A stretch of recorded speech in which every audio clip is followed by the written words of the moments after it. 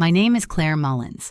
I'm 28 years old, and at exactly 11:43 p.m. the night before my wedding, my phone lit up with a voicemail from my mother. I almost didn't listen. Almost.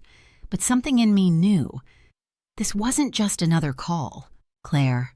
Her voice came through, calm, controlled, the same polished tone she used in public. It's not too late to cancel. Don't embarrass us like this. And then, silence. No hesitation, no warmth, just a clean, deliberate ending. I stood there in my apartment, still in my robe, staring at nothing while the words echoed in my head. I played it again and again, not because I didn't hear it, but because I couldn't believe it. This wasn't concern. This was a warning. Earlier that week, my father had sent me a 4-page letter, typed, formal, dissecting my life like a case study. He called my relationship intellectually incompatible, said love wasn't enough, said I was throwing away everything they had built for me. But the voicemail, that was different, because by then, it was already done. 68 invitations sent from my side. 68 people who had watched me grow up, and not a single one said yes. My mother had made sure of that. A group email, carefully worded, polite, devastating. We cannot, in good conscience, attend. Their decision didn't just stay within the family. It spread, quietly, efficiently, like something strategic. By midnight, I understood what they had chosen. Not me, not my happiness, but their reputation. And the next day, when those doors opened, I would walk down that aisle alone, past 34 empty chairs, each one a decision they made. What they didn't know was that 48 hours later, a 10-second video from that wedding would change everything. And the man they called Nobody would become the only name anyone could talk about. So let me ask you this. If your own family chose their reputation over you, would you still walk down that aisle, or would you walk away?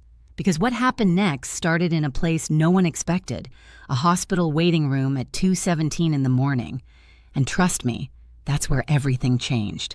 If you want to know how a man they called Nobody became the reason the entire world turned against them, make sure you're subscribed and stay with me, because the next part will surprise you. 14 months before that voicemail, before the silence, before the empty chairs, everything began in a place that felt suspended outside of time.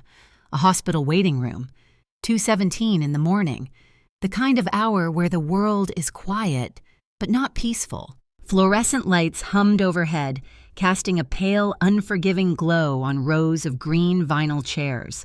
The air smelled faintly of antiseptic and burnt coffee. Somewhere down the hallway, a monitor beeped in slow, steady intervals, like a clock counting something invisible. I had been sitting there for almost 3 hours. My roommate had been in a bike accident, nothing life-threatening, but serious enough to bring us to the ER in the middle of the night. At first, I'd been alert, checking my phone, texting updates, trying to stay calm. But by hour 3, everything blurred. My phone was in my hand, but I wasn't really looking at it. My thoughts drifted in and out, heavy, disconnected. Even the vending machine across the room had a crooked, out-of-order sign taped over it, as if the entire place had quietly given up. That's when someone stopped in front of me. "You've been here a while," a voice said. Calm, low, not intrusive, just certain. "Have you eaten?" I looked up. He stood there in a dark security uniform, maybe mid-30s, with tired eyes and worn boots that had clearly seen too many long nights. His ID badge was clipped to his belt, but turned backward, the name hidden. There was something about his face, not striking, not overly expressive, just steady, the kind of steady that didn't come from rest, but from experience. No, I said, my voice catching slightly. "The vending machines are broken." He glanced toward them briefly, as if confirming something he already knew. Then he nodded once. "I'll get you something." Before I could respond, he was already walking away. I remember thinking he didn't have to do that, not his job, not his responsibility. And yet, 6 minutes later, he came back.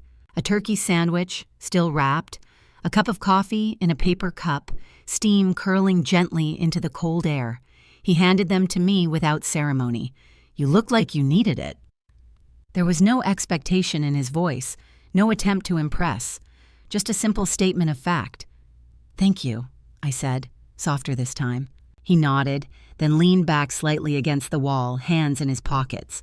Not leaving, not intruding either, just there. And somehow, that made it easier to breathe. We talked for a few minutes, 6, maybe 7, small things. I told him why I was there. He listened without interrupting, without offering empty reassurances. When he spoke, it was measured, precise, like he chose each word carefully, only saying what mattered. "I work nights," he said when I asked about him. "Mostly operations." Operations? It sounded vague, intentionally vague, but I didn't push. There was something about him that made questions feel unnecessary. Instead, I asked, "Do you like it, working nights?" He paused for just a fraction of a second before answering. "It's when the work matters most." I didn't understand what he meant, but something in the way he said it stayed with me. Then, just as quietly as the moment had begun, it shifted. A nurse's voice echoed from down the hallway, calling my name. I stood, a little unsteady, still holding the coffee he had brought me. For a second, I didn't know what to say. "I'm Claire," I offered, almost awkwardly. He looked at me. Really looked for the first time. "Nathan." Just Nathan. No title. No explanation. At that exact moment, a nurse walked past us. She glanced at him and opened her mouth. "Doctor." He didn't even move, just a look. A single, sharp glance that stopped her mid-word. She hesitated, then kept walking. I noticed it. Of course I noticed it. But my mind, tired and overwhelmed, filed it away as something I didn't have the energy to understand. "Take care, Claire," he said. And that was it. No number, no follow-up, just a quiet exit from a moment that felt, somehow, important. I followed the nurse through the double doors into the noise and urgency of the ER, and for the next few hours, I forgot about him, or at least, I thought I did, because 3 days later, his name appeared on my phone. A message. Simple. "Hey, it's Nathan from the hospital. I hope your roommate's okay. Would you want to get coffee sometime?" I stared at it longer than I should have, not because I was unsure, but because something in me already knew. This wasn't random. This wasn't just a kind stranger doing a nice thing.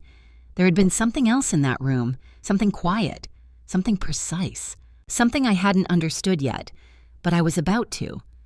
3 days after that night in the hospital, Nathan's message appeared on my phone. Simple, direct, almost understated. And somehow, that made it impossible to ignore. I stared at it for a long time, longer than I needed to, as if answering it would set something in motion I couldn't take back. But eventually, I typed yes. And just like that, something quiet began. Our first date was nothing extraordinary on the surface. Reading Terminal Market, early afternoon, crowded aisles, the smell of food everywhere.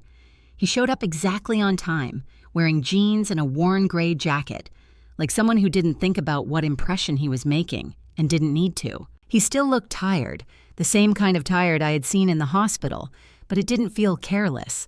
It felt earned. We walked through the market, bought sandwiches, sat on a bench near the edge where the noise softened just enough to talk. At first, it was easy conversation. I talked about my job in academic publishing, deadlines, manuscripts, authors who thought their work would change the world.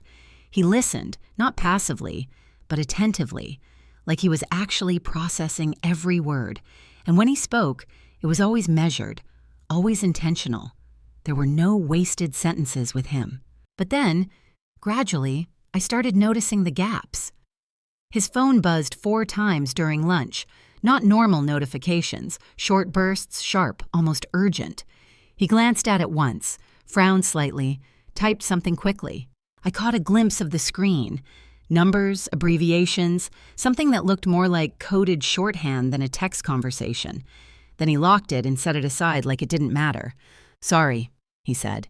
"It's fine," I replied, though curiosity flickered somewhere beneath the surface. "Everything okay?" "Yeah," he said, after the briefest pause. "Just work." And then he gave me his full attention again, like nothing had happened. That became a pattern. because as the weeks turned into months, we didn't rush into anything. There was no dramatic moment, no sudden declaration. Instead, we fell into each other slowly, and then all at once. Nathan's presence was constant in a way that didn't depend on time. Even when he wasn't there, I felt it. Solid, grounded, safe. But at the same time, his life didn't follow normal rules. He worked nights, long, unpredictable shifts. Sometimes he would disappear for 12 hours, sometimes 24, sometimes 36. No warning, no detailed explanation. Just a quiet, "I might be busy tonight." And then he was gone. His phone would go silent, and I learned not to expect replies. At first, I told myself it made sense. Hospitals were chaotic. Emergency situations happened. Someone had to handle them. But still, something didn't fully add up. Because when he was home, he wasn't like anyone I had ever known. His apartment was almost empty. Bare furniture, no decorations. But everywhere you looked, there were books. Not casual reading, not novels. Medical textbooks, trauma manuals, journals filled with dense technical language that most people would never touch outside of a classroom. "You actually read these?" I asked once, holding up a thick volume. "I like to understand how things work," he said simply. That answer should have been enough, but it wasn't. Because people don't casually read trauma surgery protocols for fun. And yet, I didn't push. Maybe because every time I thought about questioning it, I remembered the way he had looked at me that night in the hospital, like I was just a person, not something to evaluate or measure. And in return, I gave him the same thing. I didn't need to know everything. I just needed to know who he was when he was with me. By December, nearly 10 months in, I realized something that both scared me and settled something deep inside me at the same time. I was in love with him. Completely. Quietly. Without conditions. It happened on an ordinary night. He was in my kitchen, making eggs like he always did. Simple, methodical, focused on the task in front of him. The apartment was warm, the kind of warmth that comes from routine, from familiarity. I was leaning against the counter, watching him, and the thought came to me without warning. I don't need anything else. "Move in with me," I said. The words surprised even me. He stopped for a second, just a second, then turned to look at me. Not shocked, not overwhelmed, just considering. "You sure?" he asked. "I'm not around much." "I know," I said. "I'm sure." He studied me for a moment longer, as if making sure I understood what I was choosing. Then he nodded. "Okay." He moved in with almost nothing. One duffel bag, a stack of those same medical journals, and a pager, an actual pager, that would go off at random hours, sharp and urgent, cutting through the silence of the night. Every time it beeped, he would be up in seconds, already moving, already focused. I remember one night, 2 a.m., the sound pulled me out of sleep. I watched him from the bed as he answered it, his voice shifting instantly. "How long?" he said. Pause. "Okay, intubate if needed. I'll be there in 12. He was dressed and out the door in under 3 minutes. I lay there in the dark, staring at the ceiling, my heart beating faster than it should have. Something about it didn't match the story I had been telling myself. Security guards don't give instructions like that. They don't talk about intubation like it's routine. But when he came back hours later, exhausted, quieter than usual, I didn't ask. Because when he lay down beside me, when his hand found mine in the dark like it always did, everything felt simple again. And in that simplicity, I made a choice. Not to question, not to dig, just to love him for who he was. Even if I didn't fully understand what that meant yet. I thought I had time to figure it out. I thought the truth could wait. I didn't know then, that it was already right in front of me.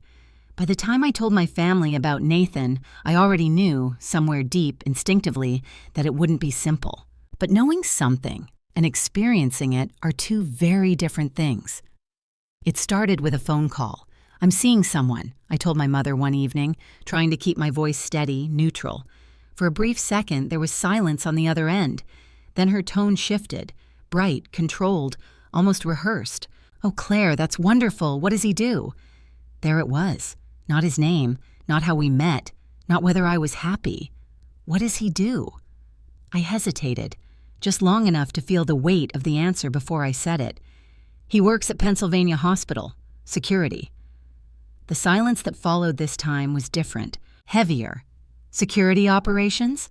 She repeated slowly, as if adjusting the phrase into something more acceptable.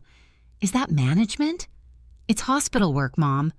Of course, she said quickly, but the tone had changed again. Polite, careful, distant.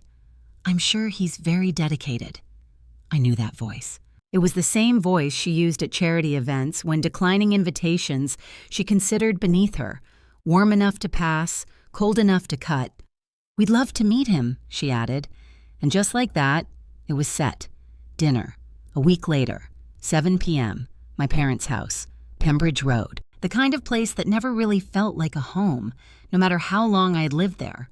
Restored Victorian architecture, faculty art on the walls, shelves lined with books that had been read more for status than for pleasure. Everything in its place, everything curated, everything watched. Nathan arrived exactly on time. Of course he did. He wore the best thing he owned. Dark slacks, a pressed shirt, and the same worn shoes I had seen the first night we met. He brought a bottle of wine. Not expensive, not impressive, just thoughtful. I saw my mother notice it immediately. Not the gesture, the price. Her eyes flicked briefly to his shoes, then to his jacket, then back to his face, where she placed a smile that didn't quite reach her eyes. Claire, she said, kissing my cheek. Then, turning slightly, Nathan, welcome. My father shook his hand, firm grip, assessing. Claire tells us you work in hospital security. Yes, sir, Nathan replied calmly.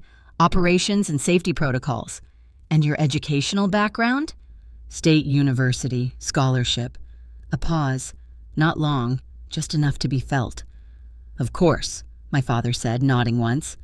Well, come in. Dinner began the way all dinners in that house began, with conversation that wasn't really conversation. My parents spoke about publications, tenure tracks, faculty politics, a recent sabbatical in Provence, names, titles, affiliations, each one placed carefully like pieces on a board. Nathan listened. He didn't interrupt, didn't try to insert himself, didn't perform, and somehow that made it worse, because he wasn't playing their game. Halfway through dinner, our neighbor, Professor Adelaide Winters, mentioned her son. He's been having these dizzy spells, she said, frowning slightly. Balance issues. 3 doctors and still no clear answer.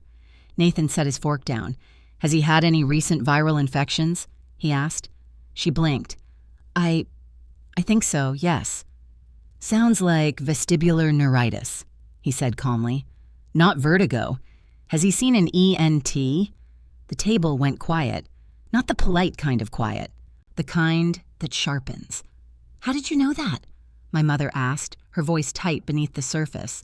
Nathan shrugged slightly. You pick things up in a hospital. And then, just like that, he went back to eating. He didn't elaborate, didn't explain, didn't claim anything. But the damage, or maybe the revelation, was already there. My mother watched him for a few seconds longer than necessary. Then she smiled again and changed the subject. Dinner ended at 9:30. No confrontation, no raised voices, no obvious conflict, but I could feel it, like pressure in the air before a storm. We drove home in silence. Nathan didn't ask how it went. He didn't need to. At 10:43 p.m., my phone lit up. Mom, we need to talk about your future, the message read. Call me when you can, this is important. I stared at the screen. Nathan reached over and took my hand, his thumb brushing lightly across my knuckles. It'll be fine, I started to say. He shook his head slightly.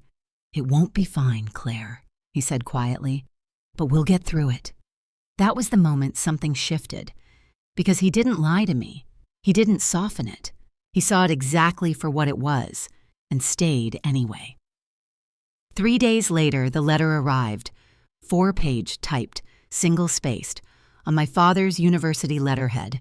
I read it once, then again, then a third time because I couldn't quite process what I was seeing. We raised you to value education, discourse, and intellectual partnership. Kindness alone cannot bridge the gap between your world and his. This is not about love. This is about compatibility. The word incompatible appeared over and over again, like a diagnosis, like something clinical, final. I sat there with the letter in my lap, my hands trembling slightly, not from doubt, but from something else. Clarity. Because for the first time, I understood something I hadn't fully faced before. This wasn't about Nathan. Not really. It was about control, about image, about a version of my life they had already decided was acceptable, and anything outside of that had to be corrected or removed. I called Nathan. He answered on the second ring. I could hear the hospital in the background, monitors, distant voices, movement. "My dad sent me a letter," I said. "What did it say?" I told him everything. Every word. He didn't interrupt, didn't react. He just listened. When I finished, there was a pause. Then he asked one question. "Do you want to marry me?" "Yes," I said immediately. No hesitation, no doubt. "Then we get married." That was it. No argument. No defensiveness. No attempt to prove himself. Just certainty. And somehow, that made everything else, every letter, every look, every carefully chosen word from my parents, feel smaller. Because in that moment, I realized something they never understood. They were measuring him, but I was choosing him. And those are not the same thing. After that letter, something in the dynamic shifted, subtly at first, then all at once. What had started as disapproval quietly transformed into something far more deliberate. Control. At first, it came disguised as concern. A few days after I read my father's letter, my mother called and invited me to coffee. Rittenhouse Square, 3 p.m. neutral territory, public enough to keep things civil. I told myself maybe this was it. Maybe we would finally talk like adults. Maybe we could find some kind of middle ground. I should have known better. When I arrived, she wasn't alone. "Claire," she said, standing up as I approached. "There you are." Then turning slightly, "I'd like you to meet Dr. Trevor Ashford." He stood, smiling, confident in the way people are when they've never had to question their place in a room. Penn medicine badge clipped neatly to his belt. Ivy League education practically radiating off him without needing to be said. "Nice to meet you," he said. I sat down slowly, my chest tightening as the realization settled in. This wasn't a conversation. This was a presentation. "Trevor's family has a home in Bar Harbor," my mother continued lightly as if we were discussing something casual. "You two have so much in common. Academic circles, professional goals." "I'm engaged," I said, cutting across her sentence. She didn't flinch. "You're not married yet." The calmness in her voice was almost more unsettling than anger would have been. I looked at Trevor. He shifted slightly, uncomfortable now, sensing what this actually was. "I'm sorry," I said to him, standing. "This isn't appropriate." And then I left. I didn't look back. Not at my mother. Not at the untouched coffee. Not at the carefully arranged version of my life she had tried to place in front of me like a replacement. But the moment I stepped outside, I knew they weren't going to stop. And I was right. Because that same night, everything escalated. The family group chat lit up. At first, it was subtle. "Aunt Patricia, has anyone actually met this man?" "Cousin Emily. I heard he works security, night shifts." "Uncle Douglas. Claire has always been independent." The words weren't openly hostile. Not yet. But they carried something underneath them. A tone of doubt, of quiet judgment, of collective distancing. Then came my brother. He didn't write in the chat. Instead, he posted on Instagram. A photo of a sunset, soft light, perfect composition. Caption, "Sometimes you just have to let people make their own mistakes." 300 likes. Comments filled with agreement, sympathy, subtle validation. Not one message to me, not one direct conversation. Just public distance. I stared at it longer than I should have. Then I left the group chat. 2 minutes later, my mother added me back. I left again. This time I muted everything, because I couldn't keep watching myself become a topic. Nathan came home at 2:14 that morning. The apartment was dark, quiet except for the faint hum of the city outside. I had fallen asleep on the couch, my phone still in my hand. I woke to the sound of his voice, low, sharp, completely different from the way he spoke to me. "How long?" he said. A pause. "Okay. Intubate. If SATS drop below 88, I'll be there in 12. I didn't move. I just listened. Because there it was again, that same disconnect I'd been trying not to examine. Security guards don't talk like that. They don't give instructions like that. They don't sound like that. He was dressed and out the door in under 3 minutes. No hesitation, no confusion, just action. I lay there staring at the ceiling, my mind racing for the first time in weeks. Something wasn't right. Or maybe something was too right. He came back 6 hours later, exhausted, quieter than usual. There was a small stain on the cuff of his shirt, dark, barely visible unless you were looking for it. I was. "What happened?" I asked softly. "Rough night," he said. That was all. And for a moment I almost pushed, almost asked the question that had been building for weeks. But I didn't, because I was tired. Tired of conflict. Tired of being pulled in 2 directions. Tired of feeling like every part of my life was under scrutiny. So I let it go. I told myself it didn't matter, that what we had was enough, that I didn't need every answer. And maybe part of me believed that. But another part, the quieter part, knew I was choosing not to see something. And while I was trying to hold everything together, my family was still pulling. Harder now, more openly, more aggressively. They stopped pretending it was about concern. It became about correction. Subtle comments turned into direct conversations. Conversations turned into pressure. Pressure turned into expectation. Phone calls I didn't answer. Messages I didn't respond to. Emails I left unopened. And still, they kept coming. Because in their minds, this wasn't rebellion. It was a mistake. And mistakes could be fixed. All it would take was one decision, one step back. One moment of clarity where I would realize they were right. But what they didn't understand was this. I had already made my decision. Not in a dramatic moment, not in defiance, but in the quiet, ordinary moments they would never see. The way Nathan made breakfast without being asked. The way he listened. The way he stayed. The way he looked at me like I didn't have to prove anything. They were trying to replace him with someone who fit their world. But they had never once asked if their world was something I still wanted to belong to. And that was the difference. Because while they were trying to pull me back into something familiar, I was already moving forward into something real, even if it meant losing them along the way. By the time summer edged into August, the tension had settled into something constant, no longer sharp enough to shock me, but never soft enough to ignore. And in the quiet spaces between messages I didn't answer and calls I didn't return, something else began to grow. Not doubt, not exactly, but awareness. Because the more my family tried to define Nathan by what they thought he was, the harder it became to ignore what he clearly wasn't. At first, it was just moments, small ones, easy to overlook if I wanted to. Like the night I woke at exactly 2:14 a.m. to the sound of his phone vibrating on the nightstand. Not ringing, vibrating in short, urgent bursts. He reached for it instantly, fully awake in a way that didn't match the hour. No hesitation, no confusion. "Cross," he said. Not Nathan. "Cross." There was a pause as he listened, and then his voice changed. Sharper, faster, precise in a way I had only ever heard in high-pressure environments. "How long?" Another pause. "Okay, intubate if needed. If SATS drop below 88, don't wait. I'll be there in 12. I stayed still, my eyes barely open, listening from the edge of sleep. He was already moving, pulling on clothes, grabbing his keys. By the time I sat up, he was halfway to the door. "You okay?" I asked, my voice still heavy with sleep. "Yeah," he said, not turning back. "Just work." And then he was gone. The apartment fell quiet again, but not the same kind of quiet as before.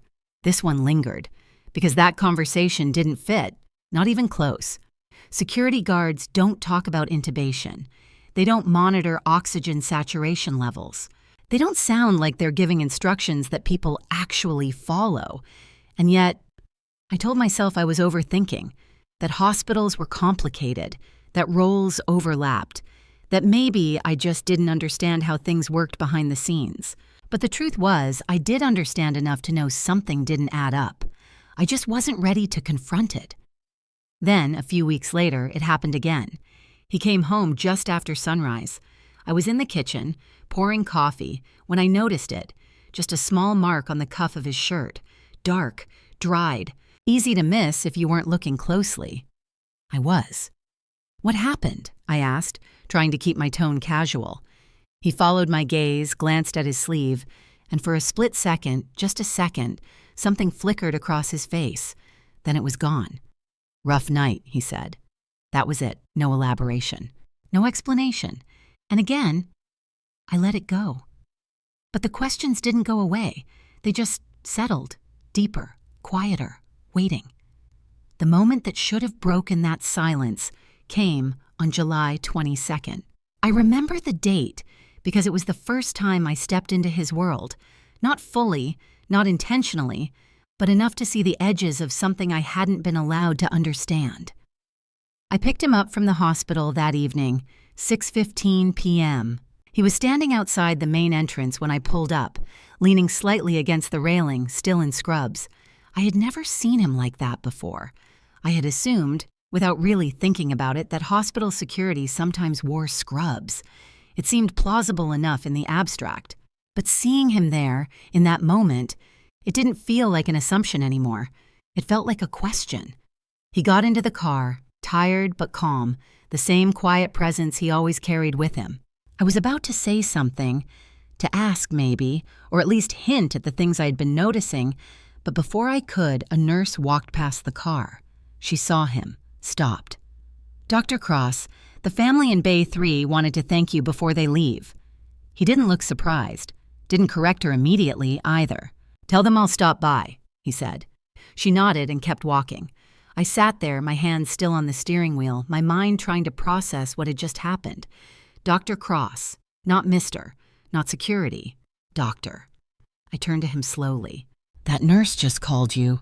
She's new," he said, cutting in gently but quickly, probably confused about the badge system. His ID was clipped to his belt again, turned backward, like it always was, like it had been the night we met. I looked at it, at him, at the space between what I knew and what I was starting to suspect.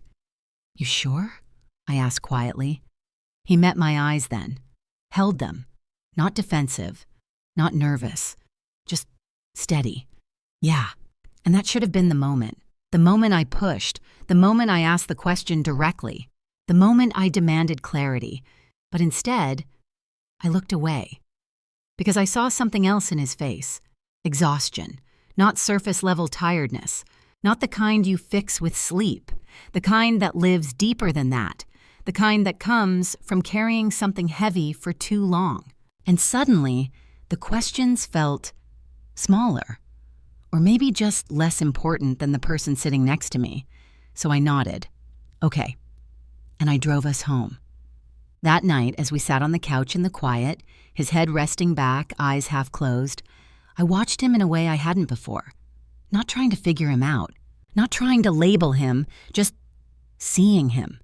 The man who made eggs in my kitchen, the man who disappeared in the middle of the night, the man who read trauma journals like they were light reading, the man who might, or might not, be something entirely different from what he had said. And I realized something then. I didn't actually need the answer. Not yet. Because whatever the truth was, it hadn't changed the way he treated me. It hadn't changed the way he showed up. It hadn't changed the way he stayed. And so instead of forcing the truth into the open, I made a choice. A quiet one. A deliberate one. To let it remain where it was. Just out of reach. Because I thought there would be time. Time to ask. Time to understand. Time to piece together whatever it was he wasn't telling me. I didn't know then that time was already running out, and that the truth I kept avoiding was about to reveal itself in a way neither of us could control. By August, everything stopped pretending to be subtle.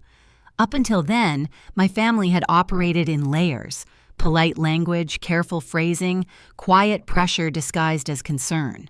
But something shifted the moment they realized I wasn't going to change my mind. They stopped trying to guide me and started trying to control the outcome. It began on August 12th, the day I sent out the invitations. 68 envelopes, cream cardstock, each one addressed by hand. Names I had known my entire life.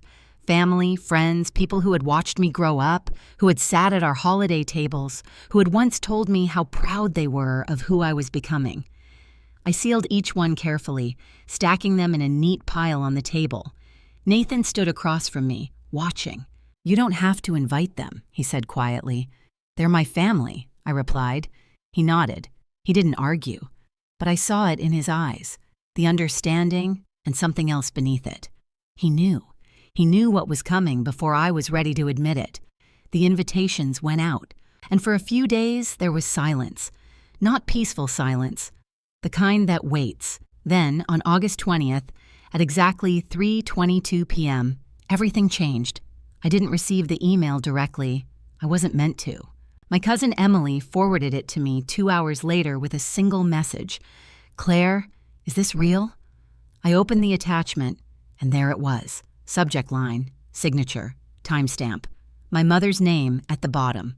"Dear family and friends, after much painful deliberation, we must inform you that we will not be attending Claire's wedding on September 14th. We love our daughter deeply, but we cannot, in good conscience, support a marriage that represents such a significant departure from our family's values and expectations. We hope you will understand and respect our decision. With regret, Catherine and Lawrence Mullins." I read it once, then again and again, not because I didn't understand it, but because I needed to feel it fully. Every word, every implication. This wasn't just a refusal, this was a signal. A message sent not just to me, but to everyone. A line drawn, choose sides, and they had made sure everyone knew which side they were on. Attached to the email was a photo, last Christmas. My parents, my brother, extended family. Smiling, composed, perfect. I wasn't in it. I had skipped that Christmas. I stared at the image longer than I should have. Then I closed it. And without thinking, I picked up my phone and called the caterer. "I need to adjust the numbers," I said, my voice steadier than I felt. A pause. "How many?" 68. Silence. "All of them?" "Yes." Another pause. Longer this time. "Are you sure?" I closed my eyes for a second. "I'm sure." "I'm so sorry," she said softly. I hadn't expected that.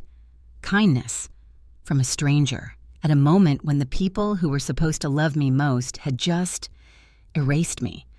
I hung up, sat in my car, and for 20 minutes I cried. Not loud, not dramatic, just quiet tears that came without resistance, because there was nothing left to hold together. August 28th came and went, RSVP deadline. I checked the list once, then again, then stopped. 0 responses, not one. Some had opened the invitation. I could see the read receipts. Others hadn't even bothered. My brother didn't reply, didn't text, didn't call, nothing. It wasn't just absence, it was silence as a decision. A week later, I met with the venue coordinator, the Horticulture Center in Fairmount Park. Beautiful, open, filled with light. The kind of place I had imagined walking into with my father beside me. My mother fixing my dress. Everything exactly as it was supposed to be. She pulled up the seating plan. "Capacity is 150, she said gently. "You had 82 guests from your fiancé's side and 68 from yours. How many seats would you like to remove?" I looked at the screen, at the symmetry, at the version of the day that no longer existed. "All of them," I said. She hesitated. "We could rebalance the room, shift the layout so it doesn't feel so empty, so obvious, so painful." I shook my head. "No." I pointed to the left side of the layout.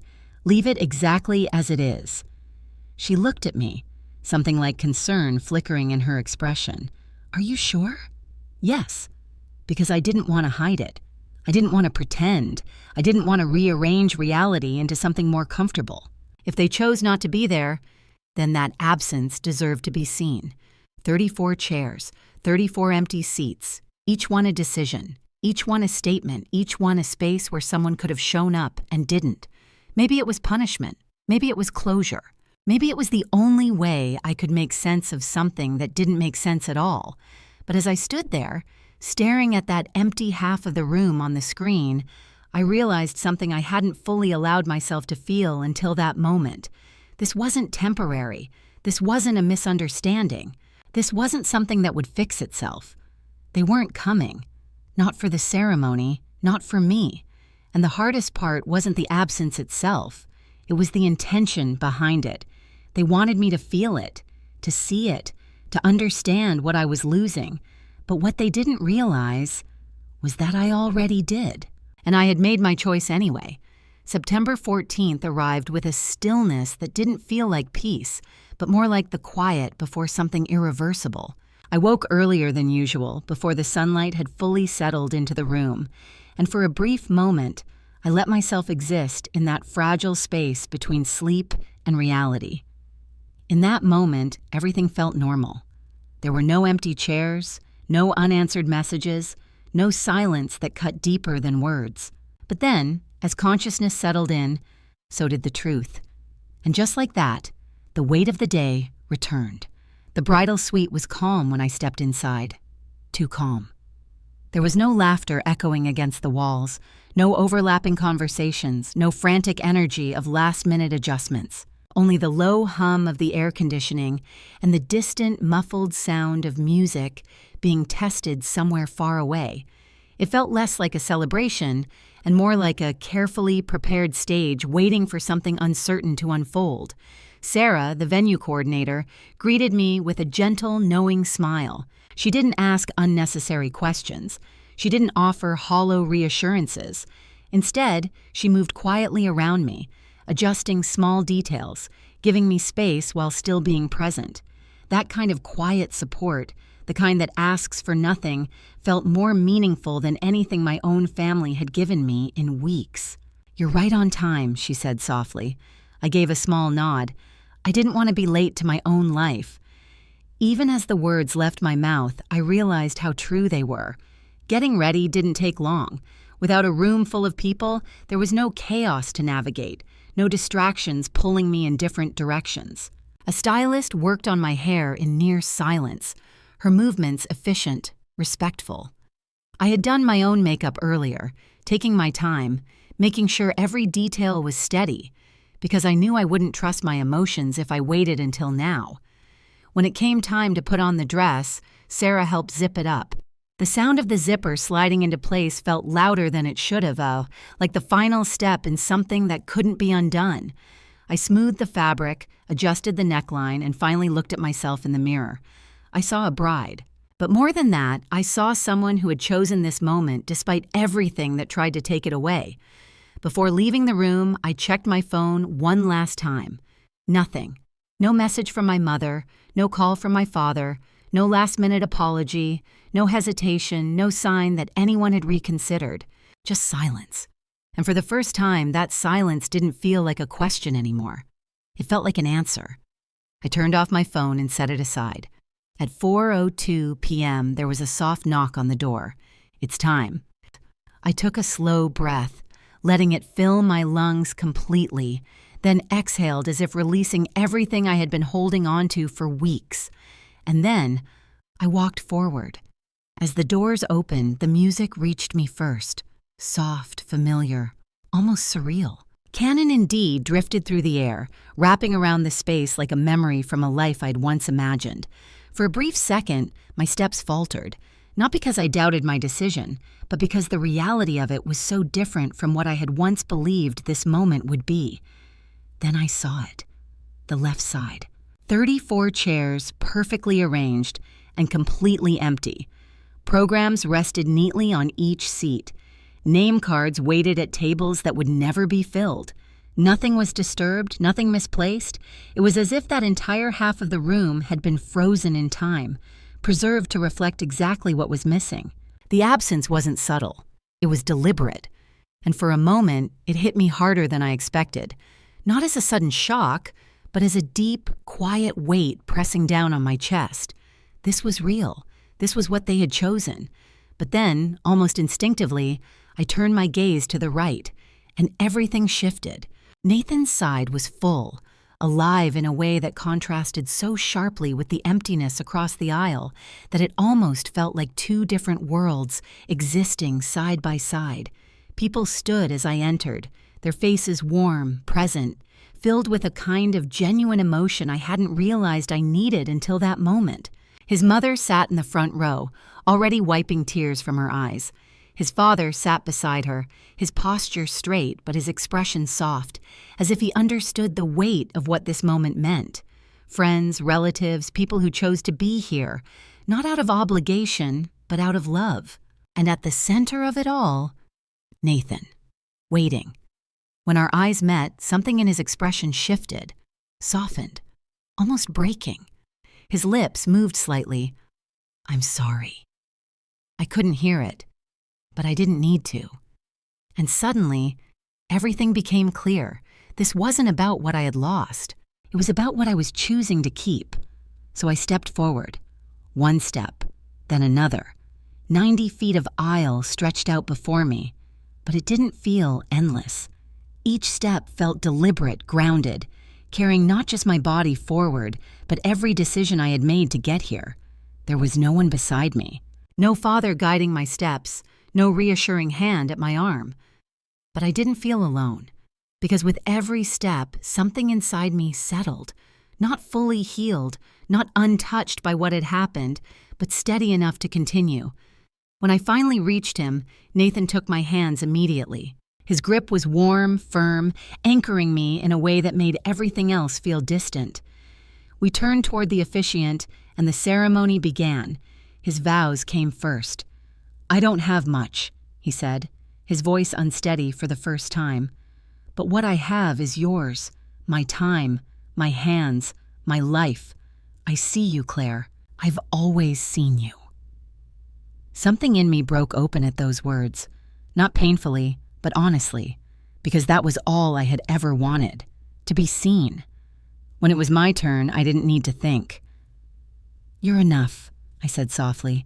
"You've always been enough, and I choose you, today and every day after." The words felt simple, but they carried everything.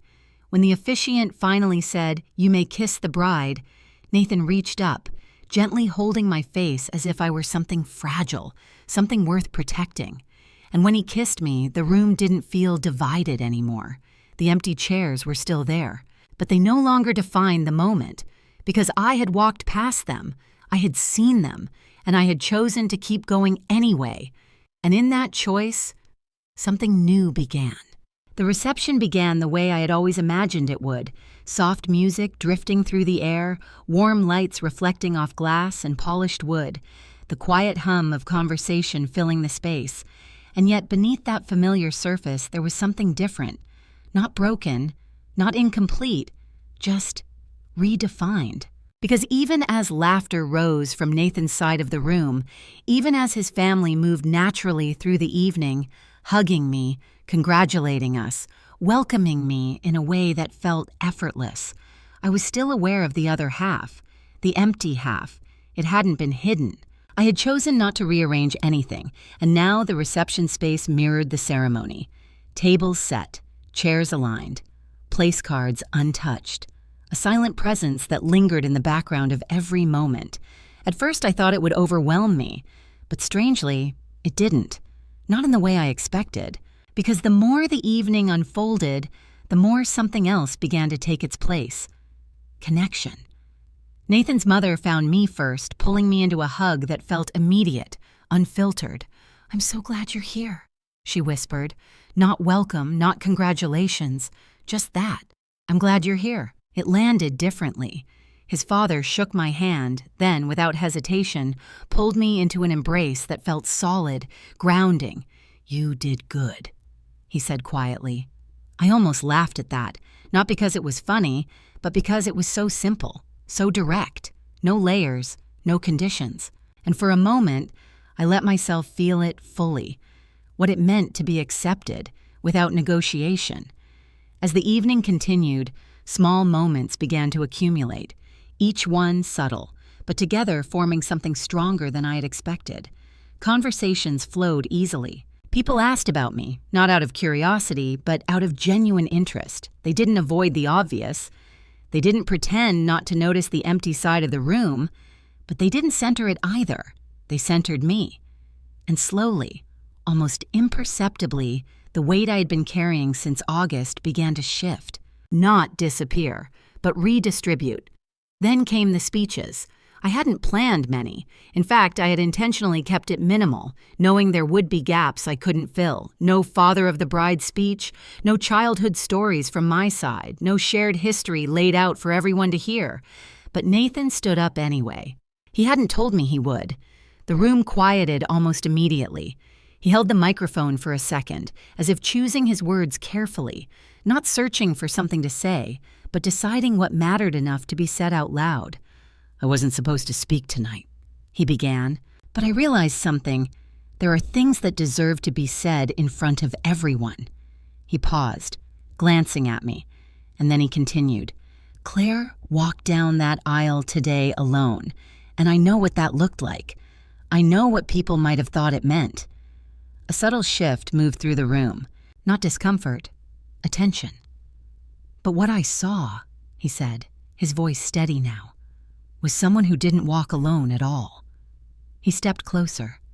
She walked with every decision she made, every time she chose honesty over comfort, every time she chose to stay true to herself, even when it cost her something. I felt my chest tighten, because he understood, not just what had happened, but what it meant. "She didn't lose anything today," he continued. "She showed up without conditions, and that's not loss. That's strength." The silence in the room deepened. Not empty, but full. Intentional. "And I don't promise to be perfect," he added, a faint, almost self-aware smile crossing his face. "But I promise that she will never have to question whether she belongs." That was it. No dramatic ending, no attempt to impress, just truth. And somehow, that made it more powerful than anything else that could have been said.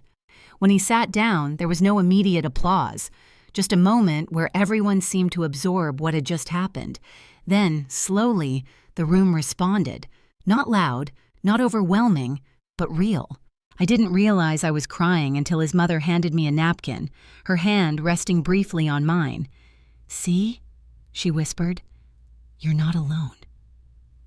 And for the first time that day, I believed it completely. The rest of the evening unfolded with a kind of quiet momentum. The first dance felt less like a performance and more like a pause, a moment suspended between everything that had happened and everything that was still to come. Conversations deepened, laughter came easier. Even the space itself seemed to soften, as if the tension that had once defined it no longer held the same power. But then, at 8:47 p.m., my phone vibrated. I almost ignored it. Almost. But something, instinct, habit, maybe something unresolved, made me pick it up. One message from my mother. "I hope you're happy with your decision." I stared at it. No greeting, no name, no acknowledgement of what day it was. Just that, a statement disguised as a question, or maybe the other way around. For a moment, everything stilled again. The room, the music, the voices, all of it faded into the background as I read the message one more time. Not because I didn't understand it, but because I wanted to be sure I felt it clearly. There was no apology in it, no regret, no attempt to reach me, only distance and expectation. As if my happiness still needed to be justified, I looked up, at the room around me, at Nathan standing a few feet away laughing quietly with his father, at the people who had shown up, who had stayed, who had chosen to be part of this moment. Then I looked back at my phone, and for the first time in weeks, I didn't feel pulled in two directions. I felt certain. I typed a response, simple, clear. "I am." I didn't add anything else, didn't explain, didn't defend, just truth. Then I locked my phone, set it down, and stepped back into the room, not as someone waiting for something to change, but as someone who had already made her choice. Because in that moment, I understood something that had taken me far too long to see. Closure doesn't always come from the people who hurt you. Sometimes, it comes from the moment you realize you no longer need them to understand why. The morning after the wedding didn't feel like a continuation. It felt like a reset. Not dramatic, not overwhelming, just quiet in a way that was finally clean. Sunlight filtered through the curtains in soft, steady lines. Landing across the floor and climbing slowly toward the bed, I woke before Nathan, my mind unusually still, as if something that had been running in the background for months had finally powered down. For a few seconds, I just lay there listening. No tension in my chest. No instinct to reach for my phone. No anticipation of what might be waiting for me on the other side of the screen. Just silence. But this time, it didn't feel like absence. It felt like space. And that distinction mattered more than I expected. Eventually, I sat up, pulling the blanket slightly around me, letting the memory of the previous day settle in, not as a sharp sequence of events, but as something softer, more integrated. The walk down the aisle, the empty chairs, Nathan's voice during his vows, the message from my mother, all of it was still there, but none of it felt unresolved anymore. Behind me, Nathan shifted slightly, then reached out instinctively, his hand brushing against my arm as if to confirm I was still there. I turned back, watching him for a moment before he opened his eyes. "Hey," he said quietly, his voice still heavy with sleep. "Hey." He studied my face for a second, like he was checking for something unspoken. "You okay?" It was a simple question, but it carried everything. And for the first time, my answer didn't require hesitation. "Yeah," I said, "I am." He didn't ask anything else. Didn't need to.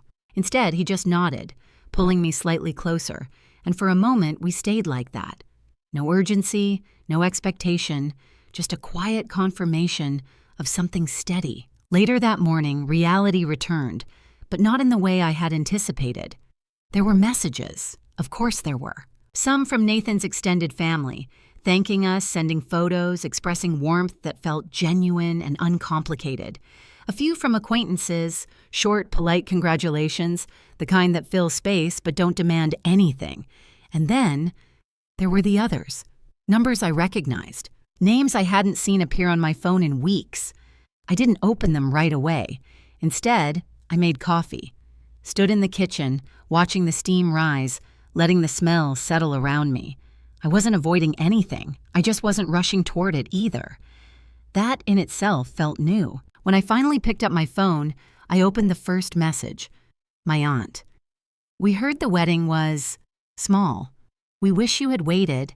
Things could have been different." I read it once. No anger, no defensiveness, just a quiet recognition of what it was. Not concern, not regret, but a continued attempt to reshape something that had already happened. The next message was from my brother. No greeting. "Call me when you're ready to talk." That one lingered a little longer, not because of the words, but because of what wasn't in them. No acknowledgement, no apology, just expectation. As if the silence between us hadn't been a choice, but a pause.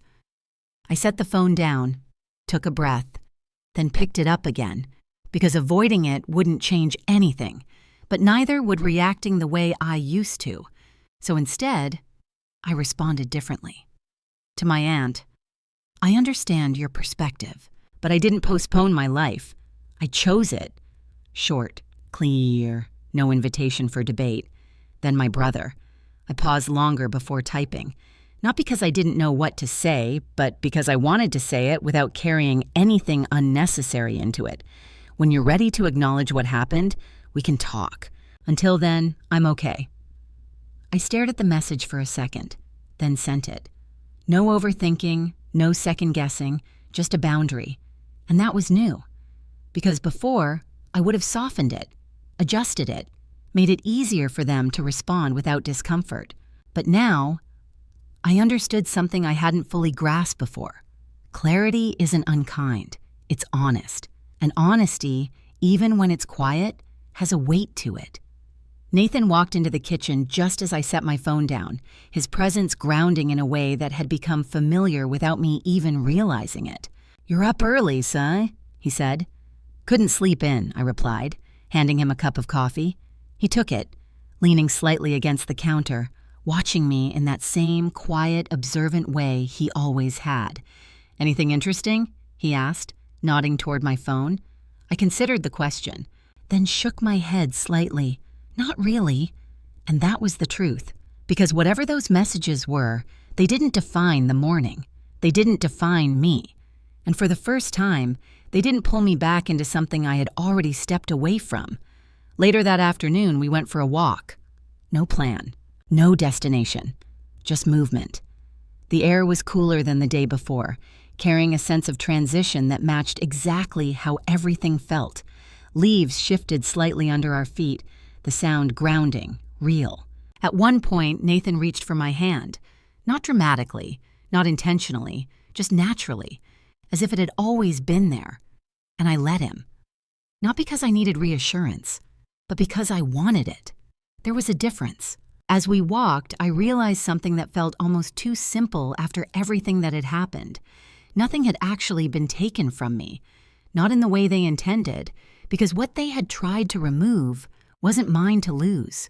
My worth, my choices, my ability to build something new, something honest, something mine. That had never belonged to them, and now I was finally living like I understood that. The silence that followed wasn't empty anymore. It wasn't waiting for something to return. It wasn't asking to be filled. It was just there, steady, uncomplicated, free. And for the first time in a long time, I didn't feel like I was standing between two worlds, trying to hold them together. I was exactly where I needed to be, and I wasn't looking back. 3 weeks after the wedding, the quiet didn't fade. It settled into something stable, something that no longer felt temporary. Life didn't rush back in with chaos or dramatic change. Instead, it unfolded slowly, deliberately, as if giving me space to adjust to the version of myself I had just become. At first, the changes were subtle. I noticed it in the way I moved through my mornings. I no longer reached for my phone with that quiet tension in my chest, bracing for messages that could shift my mood before the day even began. Instead, I woke up, made coffee, and allowed the day to start on my terms. It wasn't about avoiding anything. It was about no longer feeling owned by it. And yet, even in that calm, there were moments when the past tried to reach back in. It happened on a Thursday afternoon. I had just finished a long shift and was walking out of the hospital, the familiar scent of antiseptic still clinging faintly to my clothes. The sky was overcast, the kind of gray that made everything feel suspended, unfinished. I was halfway to my car when I saw him, my father, standing near the edge of the parking lot. For a second, I thought I was mistaken, that my mind had filled in a shape that wasn't really there. But then he shifted slightly and the recognition settled in. He looked smaller. Not physically, not in a way anyone else would notice. But the presence he had always carried, the certainty, the quiet authority, it felt diminished, as if something had been stripped away in the time since we last spoke. He took a step toward me. Claire. My name sounded unfamiliar in his voice. Not wrong, just distant. I stopped walking, didn't move closer, didn't move away, just stood there, letting the moment exist exactly as it was. I wasn't sure if you'd come, I said, my tone neutral, not accusing, just factual. I didn't know if you'd stop, he replied. There was a pause, not awkward, not tense, just honest.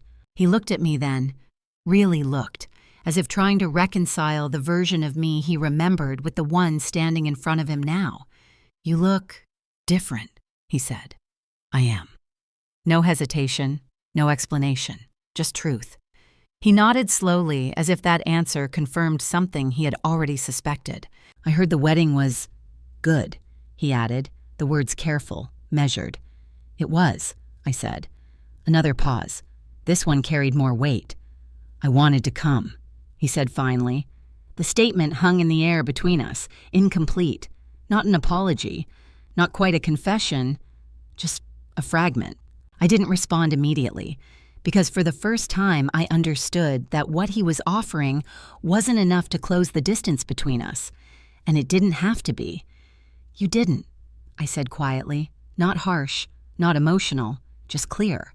He exhaled slowly, looking down for a moment before meeting my eyes again. I thought you'd reconsider, he admitted. I thought if we held our ground, you'd see it differently. There it was. Not regret for what he had done, but for what it hadn't achieved. And strangely, that hurt less than I expected. Because it wasn't new, it was just confirmed.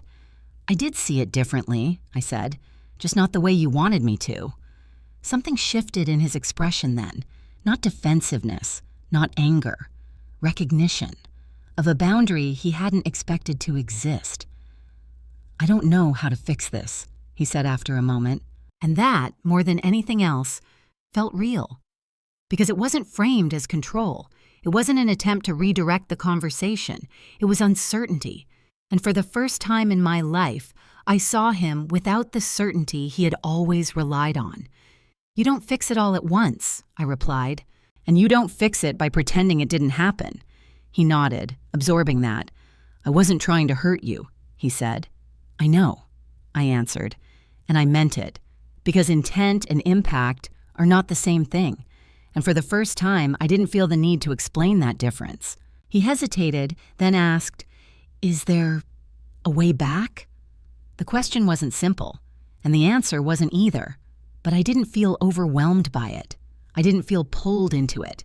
I just considered it.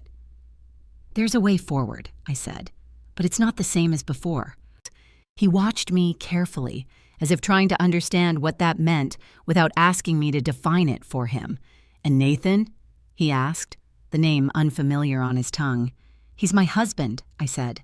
Simple, final, no qualifiers, no explanations, just truth. My father nodded again, slower this time. I'd like to meet him, he said. It wasn't a demand. It wasn't framed as expectation, just a statement of possibility. I held his gaze for a moment, then answered honestly. Maybe, I said, when we're ready. Not rejection, but not immediate acceptance either. A boundary and a choice. We stood there for another minute, neither of us rushing to fill the silence. Because for once, silence didn't feel like something to escape. It felt like something we both needed to sit with. I'm glad you stopped, he said finally. I'm glad you came, I replied.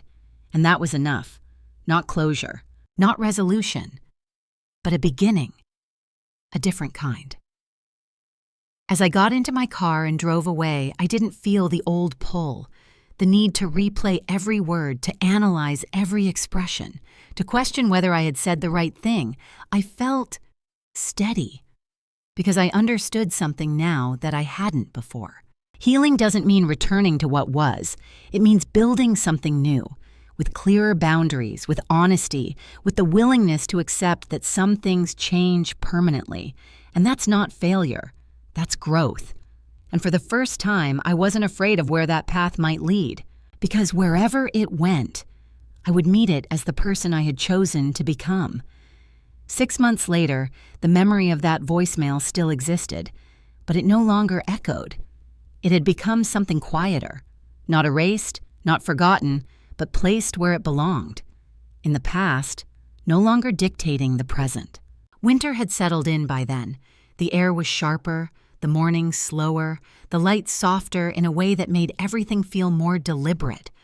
Our apartment, mine and Nathan's, had begun to take on a rhythm of its own. Not perfect, not curated, but lived in, real. And for the first time in a long time, life didn't feel like something I had to defend. It felt like something I could simply live. The changes weren't dramatic. They didn't announce themselves. They revealed themselves in moments. Like Sunday mornings when Nathan would wake up before me, quietly moving through the kitchen, the sound of coffee brewing becoming part of a routine I hadn't realized I needed. Or the way he left notes sometimes. Not long ones, not poetic, just simple reminders written on the corner of a receipt or a scrap of paper. Eat. Don't skip lunch. Text me when you're done. At first, I thought they were unnecessary. Then I realized they weren't about instruction. They were about presence. And slowly, those small, consistent gestures began to reshape something inside me. Not loudly, not forcefully, but steadily. Because they weren't conditional. They didn't come with expectations. They just existed. And that changed everything. My family, on the other hand, didn't disappear. They didn't fully return either. Instead, they hovered at a distance, as if unsure how to approach something they could no longer control. My brother texted occasionally, short, neutral messages about things that didn't matter, news articles, a random question about work, nothing that acknowledged what had happened, but nothing that ignored me entirely either. It was careful. And I responded the same way, not cold, not overly warm, just measured, because I had learned that reconnection, if it happened at all, needed to be built on something different than before, something honest. My mother never reached out directly again, but I heard about her through others, small updates. She asks about you. She saw a photo. She hopes you're doing well. At first, those secondhand messages stirred something in me. Frustration, maybe, or a quiet ache that hadn't fully disappeared. But over time, even that softened, because I understood what it was: distance, chosen, maintained, and no longer mine to fix. Then, in early January, something unexpected happened. Not dramatic, not emotional, just different. My father invited me to lunch, not through someone else, not indirectly. A direct message. "Claire, I'd like to see you. No pressure, just lunch." I stared at it for a long time, not because I didn't know what to say, but because I was aware of what it meant. This wasn't about returning to what we had before. That version didn't exist anymore. This was something else, something new. So I said yes. We met at a small place downtown, nothing formal, nothing symbolic. Just a quiet restaurant with large windows and the kind of atmosphere that didn't demand anything from the people inside it. When I walked in, he was already there, standing, waiting. For a brief second, it felt like stepping into a moment that could have belonged to another version of my life. But it didn't, because I wasn't that person anymore. And neither was he. We sat, ordered, exchanged the kind of surface-level updates that people use when they're learning how to speak to each other again. Then eventually the conversation shifted. Not abruptly, not forced, just naturally. "I've been thinking a lot," he said, his voice quieter than I remembered. "About what?" I asked. "About what I thought I was protecting," he replied. "And what it actually cost." I didn't interrupt, didn't rush to respond. I just listened. Because for the first time, it didn't feel like he was explaining himself. It felt like he was trying to understand something he hadn't before. "I thought I was doing the right thing," he continued, holding the line, keeping things the way they were supposed to be. A faint, almost self-aware smile crossed his face. "I didn't realize I was pushing you out while trying to hold everything together." There was no defensiveness in his tone, no attempt to justify, just recognition. And that mattered. "I'm not asking you to forget it," he added. "I know it doesn't work like that." "No," I said quietly. "It doesn't." We sat in that truth for a moment. Then he asked, "Are you happy?" The question was simple, but this time, it didn't feel like a test. It felt like a genuine attempt to understand something he hadn't been willing to see before.